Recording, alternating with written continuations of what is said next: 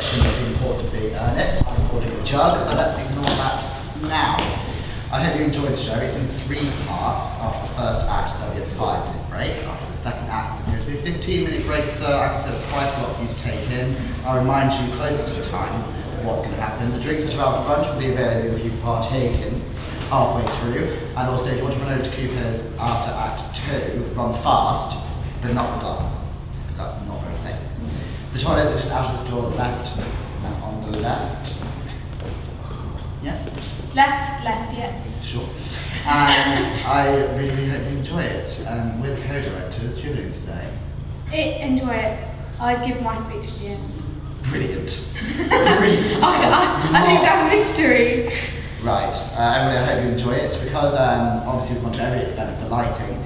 We're going to use the main room lights to show relevant acts. So when it goes pitch black, there's not been a power cut, it's artistic effect. Right, shall we start? Yes, we shall. Please. I'm not. What?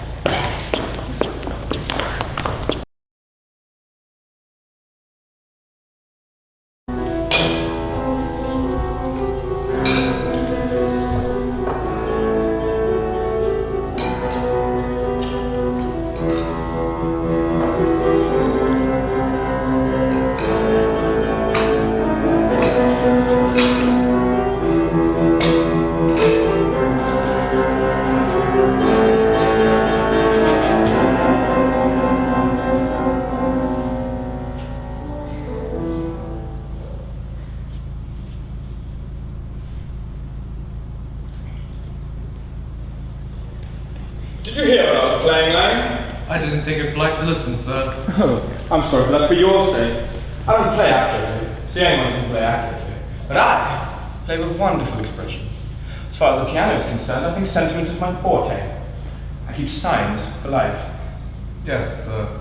And speaking of signs of life, Lang, have you ordered the cucumber sandwiches for Lady Bracknell? Yes, sir. Good.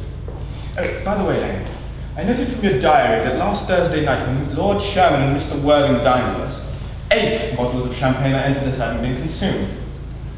Yes, sir. 8 bottles and a pint. Why, in a bachelor's establishment, do the servants invariably drink all the champagne? I ask merely for information. I attribute it to the spirit quality of wine, sir. I have often observed that in married households, champagne is rarely the first-rate brand. Good heavens, is marriage so demoralizing as that? I believe it to be a very pleasant state, sir. I have very little experience in this myself, for I've only been married once, and this was a misunderstanding between myself and a younger person. I'm not quite sure I'm interested in your family in that claim. Yes, sir, it isn't very interesting. I paid it to mind to it myself. Good. Oh, thank you, Lane. Carry on. Thank you, sir. Lane's views on marriage seem somewhat lax. Really, if the lower orders don't teach us anything, what on earth is the use of them? They seem as a class to have no sense of moral responsibility. Mr. Earnest Worthing. Oh, how are you, my dear Ernest? What brings you up to town? Oh, pleasure. What else brings anyone anywhere? Eating as usual, I say, Algy. I believe it's customary in good society to take some slight form of refreshment around 5 o'clock. So, what have you been up to since last Thursday? I've just been in the country. In the country? What on earth do you do there? When one is in town, one amuses oneself. When one is in the country, one amuses others. It is excessively boring. And who are these people you amuse? Oh, neighbours. Got nice neighbours in your part of Shropshire, then? Perfectly horrid. Never speak to one of them. Oh, how immensely you must amuse them. Shropshire is your county, is it not? Yes, of course. Hello. Why all these cups? Why cucumber sandwiches? Why such reckless extravagance on one so young? Who is coming to tea? Maybe Aunt Augusta and Gwendolyn? Oh, how perfectly delightful. Yes, but I'm not sure Aunt Augusta will quite approve of you being here. May I ask why? My dear fellow, the way you flirt with Gwendolyn, it's almost as bad as the way Gwendolyn flirts with you. I am in love with Gwendolyn. I have come to town expressly to propose to her. Really? I had thought you had come up for pleasure. I call that business. How utterly unromantic of you, Algy. There's nothing romantic about a definite proposal. It's perfectly romantic to be in love, but a definite proposal? No. Why? One may be accepted. One usually is, I believe. Then the excitement is all over. The very essence of romance is uncertainty. If ever I get married, I shall certainly try and forget the fact. I certainly have no doubt about that. The divorce clause was specifically invented for those whose memories are curiously constituted. Yes, there's no speculating on the subject. Divorces were made in heaven. Please don't touch the cucumber sandwiches. They're made specifically for Lady Bratton. But you've been eating them this whole time. It's quite a different matter, my dear fellow. She is my aunt. Have some bread and butter. The bread and butter is with Wendy. She do furnish his bread and butter. And very good bread and butter it is too. My dear fellow, you needn't eat as if you were going to eat at all. You act as if you were married to her already. You are not married to her already, and I dare say you ever will be. Why on earth do you say that? Well, in the first case, girls never marry the men they flirt with. Girls don't think it right. Oh, that is nonsense. It isn't. It accounts for the extraordinary amount of bachelors that one sees all over the place. In the second place, I do with my consent. Your consent? My dear fellow, Gwendolyn is my first cousin, and before I allow you to marry her, you'll have to clear up this whole question of Cecily. Cecily? What do you mean? What do you mean, Algie, by Cecily? There. I don't know anyone of the name Cecily. Bring me Mr. Worthing's cigarette case that he left here last Thursday. Yes, sir. Thank you. Are you saying that you have had my cigarette case this whole time? I wish for goodness you'd let me know. I've been writing frantic letters to Scotland Yard about it. I was nearly offering a large reward. Really? Well, I wish you still would. I find myself unusually hard up this time. There is no point offering a reward now that the thing is found. I find that is rather mean, to be honest. Now that I look at the thing, I find that it's not yours at all. Of course it's mine. You've seen me with it 100 times. And you should not read what is written inside. It is a very ungentlemanly thing to do. My dear fellow, more than half of modern culture is based upon what one shouldn't read. I have no doubt about that. But I do not wish to discuss that with you right now. It isn't the thing one does in private. Just give me back my cigarette case. This isn't your cigarette case. This cigarette case is a present from someone with the name of Cecily, and you said you didn't know anyone by that name. Well, if you must know, Cecily happens to be my aunt. Charming old lady, lives in Tunbridge Wells. Your aunt? But why does your aunt, who lives in Tunbridge Wells, call herself Little Cecily then? What on earth is there in that? Some aunts are all, some aunts are not all. That should be a matter for an aunt to decide for herself. You seem to think all aunts are like your aunt. For heaven's sake, Auntie, just give me back my cigarette case. I have no objection to an aunt being a small aunt, but why an aunt should call her nephew her uncle? From little Cecily, with her fondest love to her dear Uncle Jack. Besides, your name isn't Jack at all, it's Ernest. It isn't Earnest, it's Jack. You've always told me it was Ernest. I've introduced you to everybody I know by the name of Ernest. You answer to the name of Ernest. You even look as if your name is Ernest. You're the most earnest person I know. To say your name isn't Ernest is completely preposterous. Look, I even have one of your business cards. Here it is. Mr. Ernest Worthing, before the Albany. I shall keep this. If you ever try to deny to me, or to Gwendolyn, or to anyone else for that matter, that your name isn't Ernest. Well, it is Ernest in town and Jack in the country. And that was given to me in the country.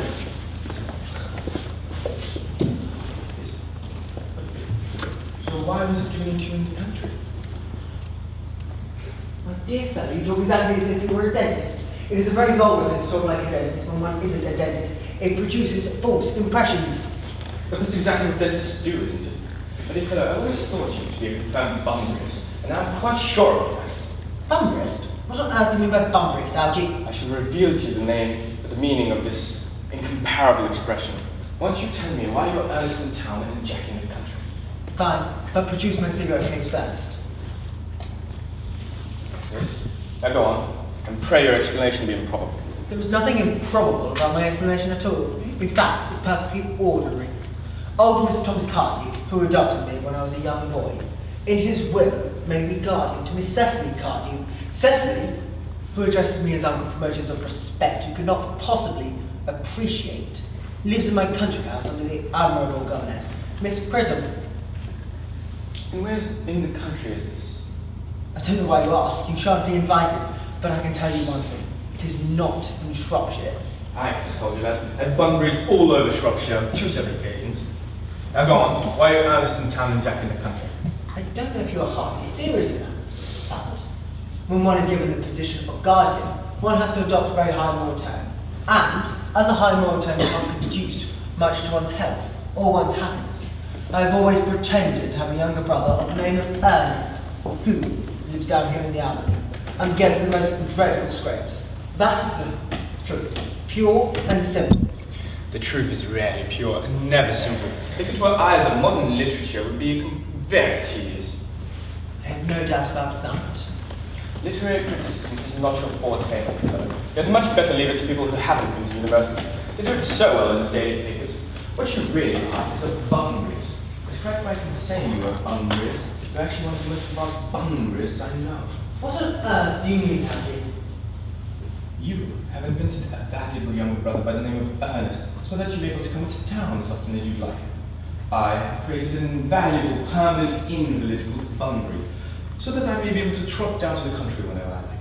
For instance, if it wasn't for Bunbury's exceedingly bad health, I wouldn't be able to dine with you at Willis's tonight, for I have been engaged to Aunt Augusta for more than a week now. I would ask you to dine with me anyway tonight. I know you're absurdly careless about sending out an invitation. Nothing annoys one more than not receiving invitations. You had better dine with your Aunt Augusta, Algy. I have no mind to do so. Besides, I've dined there once already this week. And to dine with one's own relations once a week is perfectly enough. In second place, whenever I do dine there, I'm treated as a member of the family, and either sent down with no woman or two. In third place, I know exactly who should sit me down next. Mary Farquhar, who incessantly flirts with her own husband from across the dinner table. It's as if she's cleaning her own linen in public. No. And now that I know you to be a confirmed Bunburyist, I naturally want to talk to you about Bunbury. I am not a Bunburyist. If Gwendolyn accepts me, and she's the only girl that I've ever loved, I shall probably kill my brother. In fact, I'll probably do so anyway. Cecily has become far too interested in him. And I advise you to do the same with with your invalid friend with the absurd name. Nothing will induce me to part with Bunbury. And if you ever get married, which seems highly problematic, you'll be glad to know him. A man who marries without knowing Bunbury has an excessively tedious time. If Gwendolyn marries me, I shall not need to know Bunbury. Then your wife will. You don't seem to understand. In a married household, 3 is company and 2 is none. Oh, that is the theory that the corrupt French drama has been pondering for the last 50 years. Yes, and that the happy English home is proved in half the time. Oh, don't be so cynical. It's perfectly easy to be cynical. It isn't perfectly easy to be anything nowadays, not with all this beastly competition about. Oh, that must be answered, but only predators and relatives, not in that Wagnerian manner. Now, fire, get her out of the way for 10 minutes so that you can propose to Gwendolyn. May I dine with you, Ulysses? I suppose so. But you must be serious. I hate it when people aren't serious about meals. It's most shallow. Lady Bracknell and Miss Fairfax. Good afternoon, dear Algernon. I hope you're behaving very well. Feeling very well, Aunt Augusta. That's not quite the same thing. In fact, the two rarely go together. My goodness, you are looking smart, Gwendolyn. I'm always smart. Am I not, Mr. Worthing? You are quite perfect, Miss Fairfax. Oh, I hope I'm not that. Leave no room for development, and I intend to develop in many directions. I am sorry for a little late, Algernon, but I was obliged to call on dear Lady Harbury. I haven't seen her since her poor husband's death. I never saw a woman look so altered. She looks quite 20 years younger. And now for a cup of tea and those nice cucumber sandwiches you promised me. Gwendolyn, won't you sit here? No, thank you, Mamma. I'm quite comfortable where I am. Thank you. Good heavens, Lane. There are no cucumber sandwiches. What happened?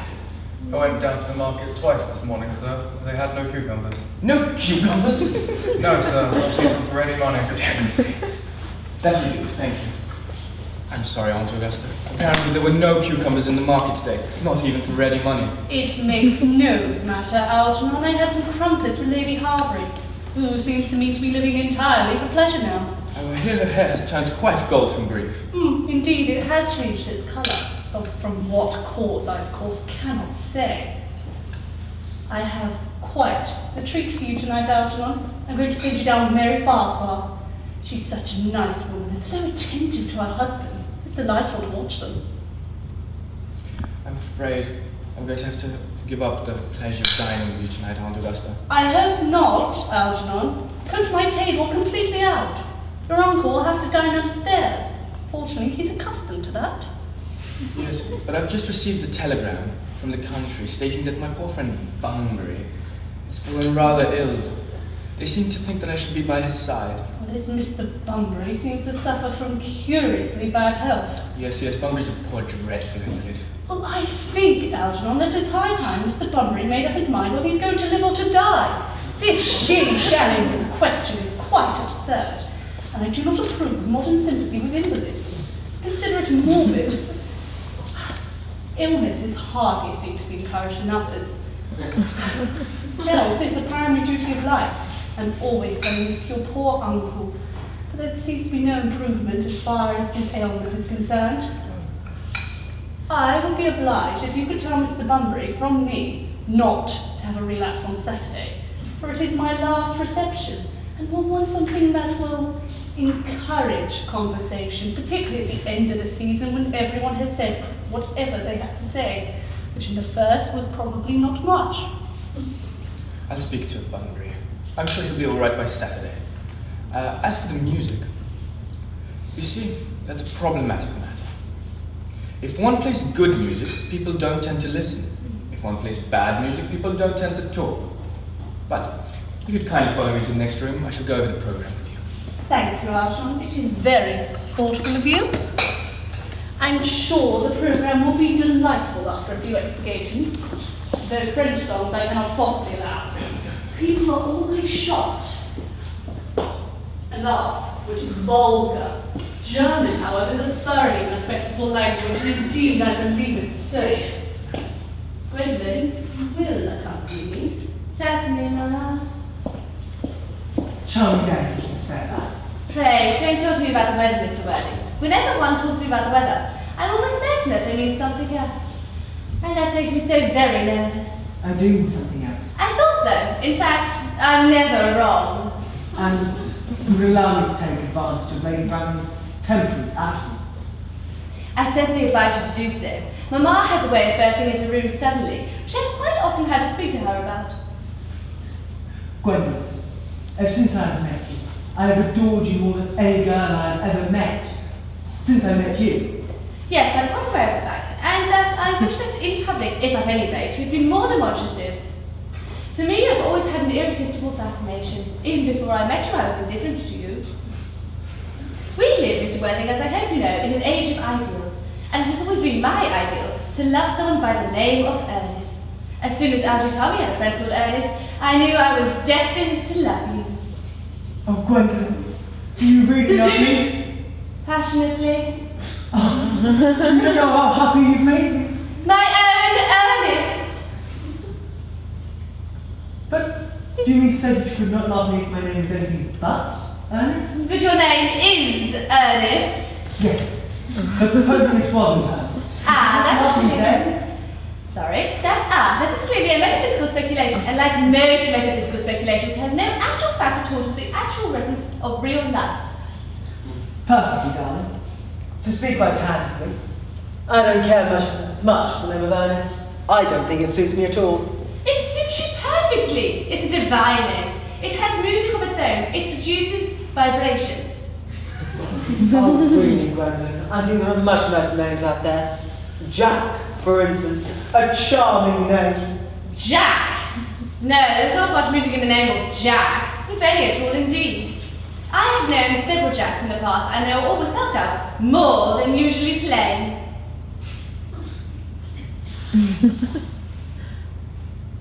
No, the only real safe name is Jack. The real safe name is Jack. Jack? Did I say Jack? I meant Ernest. Gwendolyn, I must get christened at once. I mean, we must get married at once. Married, Mr. Worthing?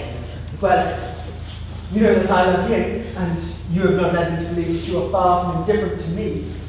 I adore you, but you haven't proposed to me yet. Nothing has been said about marriage. Well, may I propose to you now? An admirable opportunity. And to spare you any possible disappointment, Mr. Worthing, I should tell you that I'm more than fully determined to accept you.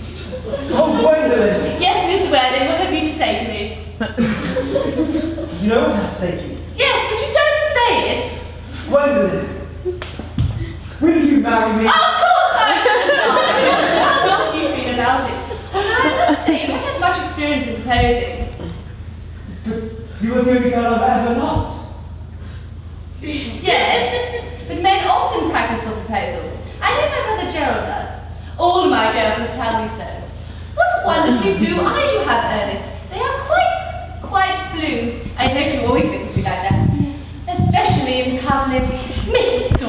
Worthing, I serve in that semi-recumbent posture. It's most ridiculous. Mamma, I beg you to retire. This is no place for you. Besides, Mr. Worthing is not quite finished yet. Finish what, may I ask? I'm engaged to be married to Mr. Worthing, Mamma. I beg your pardon. You are nothing of the kind. When you do become engaged, I or your father, should his health permit it, will inform you of the fact. It is hardly a matter that a young girl could be allowed to arrange for herself.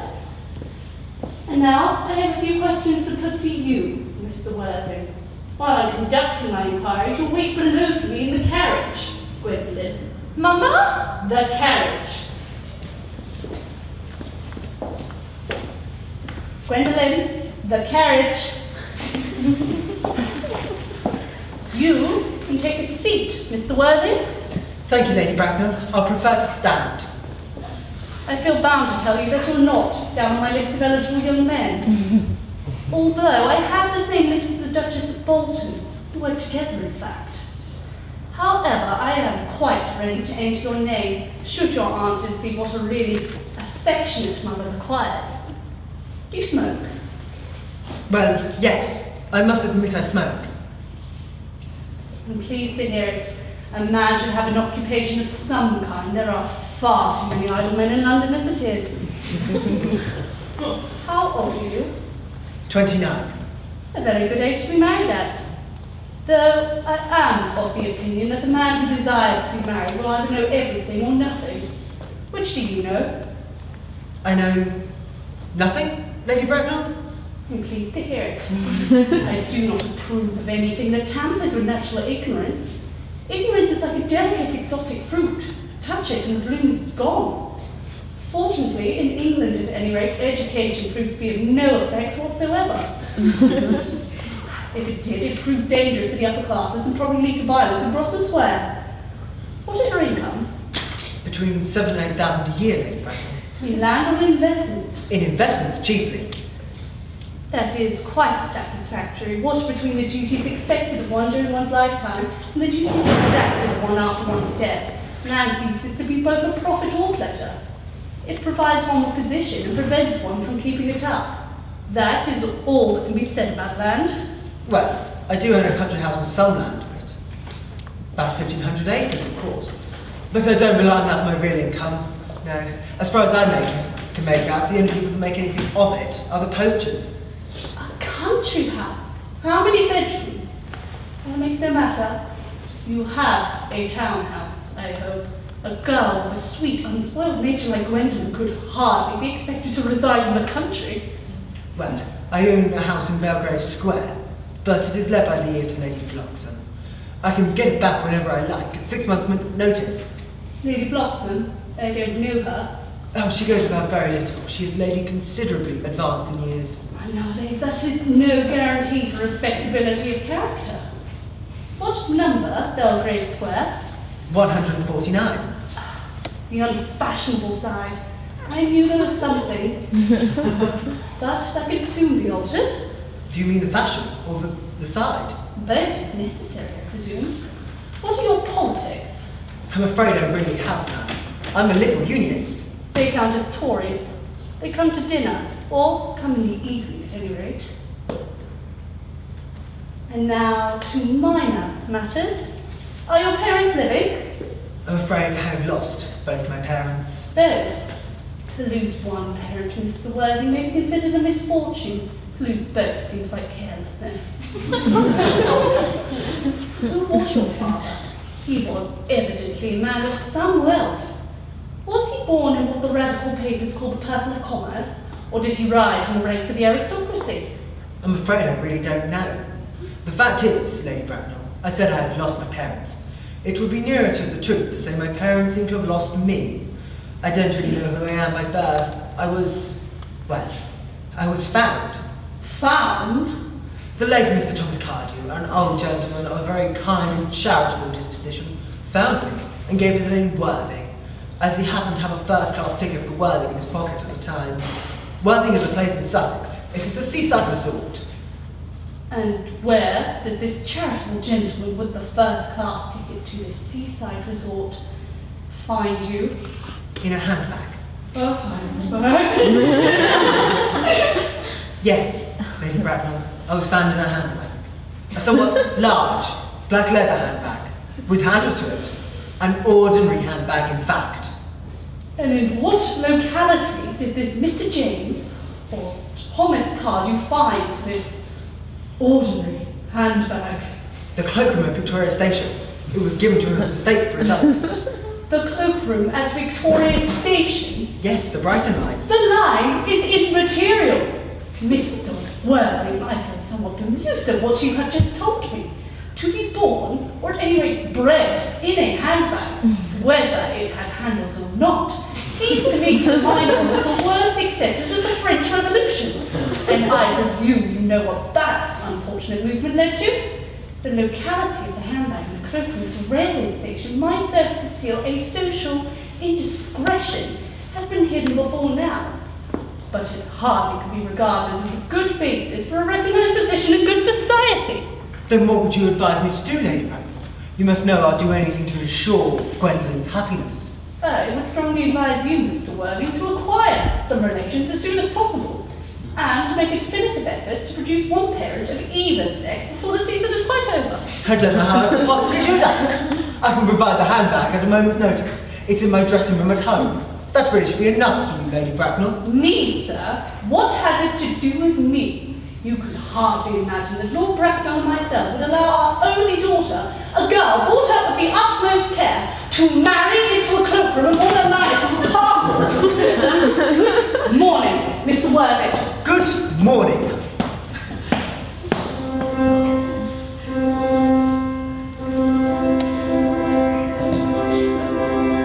For heaven's sake, Algie, don't play that ghastly tune! How idiotic are you?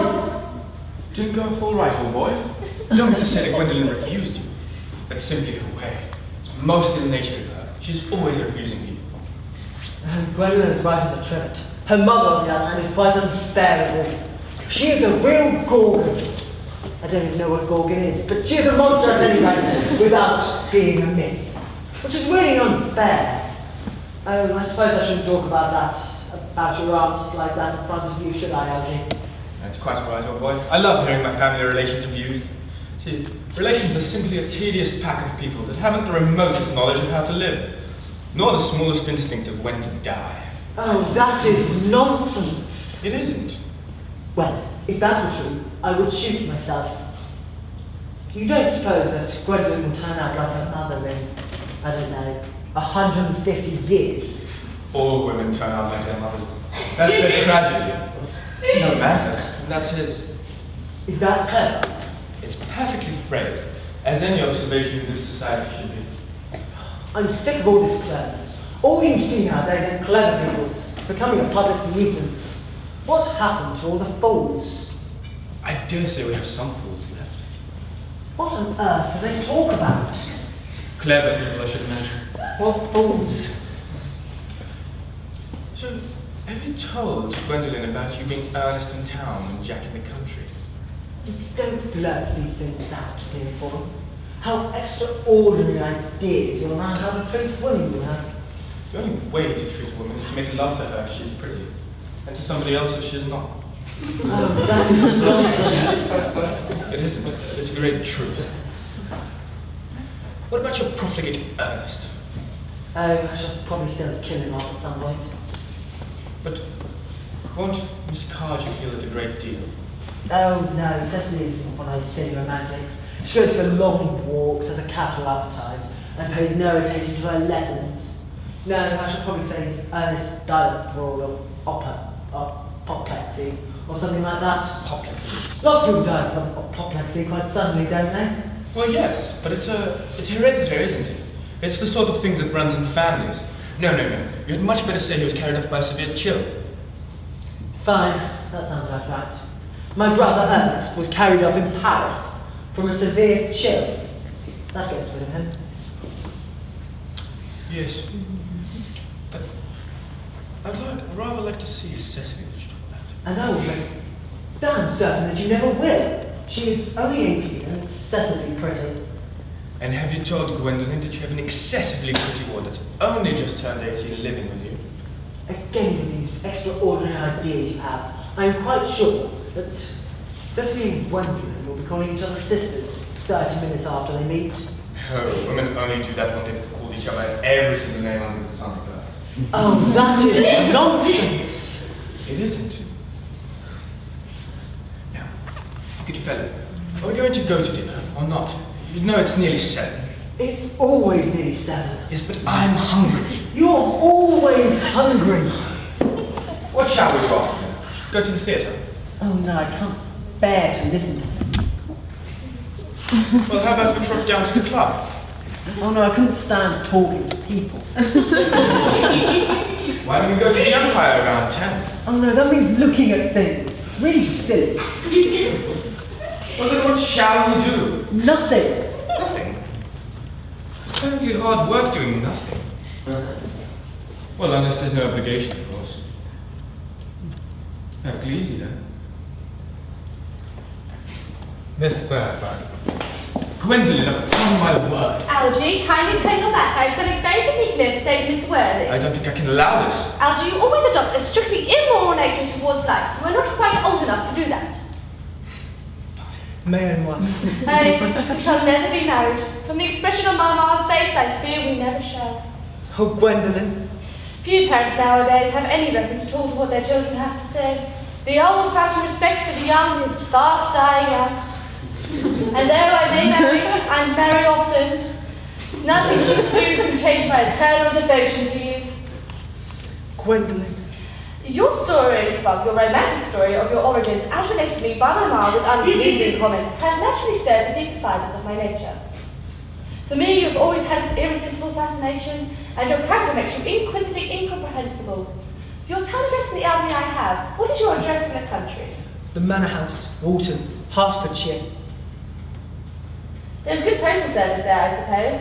It may be time to do something desperate. That, of course, will require a lot of thought. I will communicate with you daily. Oh, Gwendolyn, darling. How long do you remain in town? Till Monday. Good. Algy, you may turn around now. I already have. Good. You may also ring the bell. Gwendolyn, you will allow me to see you out? Oh, certainly. Then, I will see Miss Fairfax out. Yes, sir. a glass of sherry, if you don't mind. Yes, sir. And tomorrow I'm going Bunbury. Yes, sir. Could you possibly prepare my smoking jacket? Those nice hats that I picked up in Cape Town. And my fine Bunbury suits. Yes, sir. Will tomorrow be a fine rain day? It never is, sir. Perfect. Yes, you are. I do my best to give satisfaction, sir. You're very a charming, intelligent girl that I've ever loved. Why are you so amused? I'm merely worried about my poor friend Bunbury. You'd better take care of your poor friend Bunbury. He's going to get into the most dreadful scrape. I love scrapes. They're the only thing that are never serious. Oh, that is nonsense. All you ever do is talk nonsense. No one ever does.